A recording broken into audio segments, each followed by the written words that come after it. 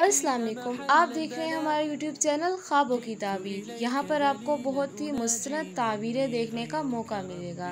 ہمارے چینل کو like, share and subscribe کرنا نہ بھولیے گا۔ خواب میں امرود دیکھنا۔ حضرت ابن سیرین رحمۃ اللہ علیہ نے فرمایا ہے کہ امرود کا موسم میں کھانا کہ سبز اور شیریں امرود ہے تو اس بات کی دلیل ہے کہ مال حلال پائے گا، اور اگر زرد امرود ہے تو بیمار ہوگا۔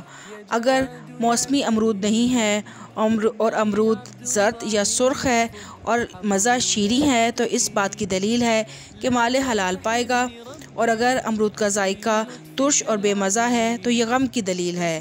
حضرت کرمانی رحمۃ اللہ علیہ نے فرمایا ہے کہ امرود سبز اور شیریں موسم میں دیکھنا اپنی مراد کو پانا ہے، اور اگر کوئی کھاتا ہے تو یہ بھی نفع کی دلیل ہے۔